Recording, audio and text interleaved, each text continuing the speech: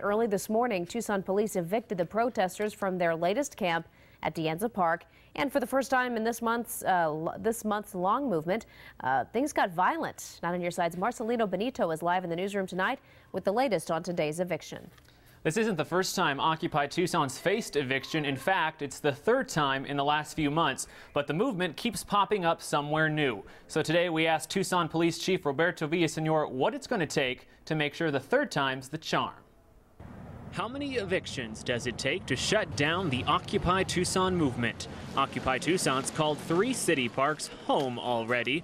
Their home for the last month was De Anza Park. Why am I being arrested? Until today. When you deal with these, just as we did with it before, you're trying to find that thin line that you walk upon, which preserves the rights for freedom of expression and freedom of speech, yet also takes in consideration the quality of life for the business and residents in the area.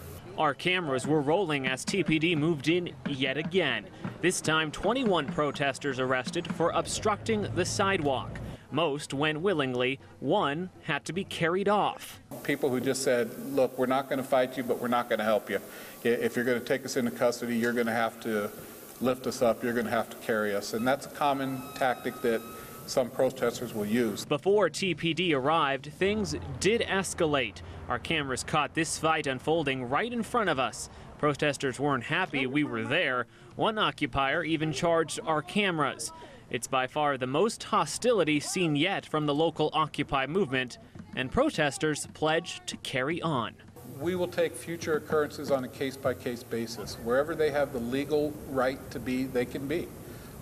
When it starts to infringe upon the rights of others and the quality of life of others and breaking the laws, as our city attorney is going to help us to interpret, then we'll take enforcement action.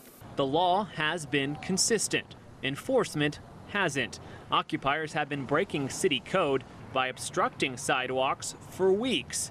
So we wanted to know why TPD didn't move in earlier. Because I have, again, 2 sides to every issue. I've got to protect constitutionally protected rights.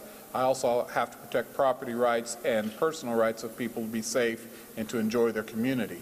So it is a balancing act. Chief Villasenor tells 9 on Your Side every time protesters set up a new camp, it's an incredible drain on his resources. Resources he says he'd like to use to deal with more serious crimes in the community. It's understandable. Marcelino, after this latest eviction, what is TPD's relationship like with the protesters? Well, Villasenor says they built a good rapport with protesters for the last few months, but we did find out today officers discovered a lot of evidence of anti-police sentiment inside those tents. Sure, they'll keep that in mind. Marcelino, thanks so much.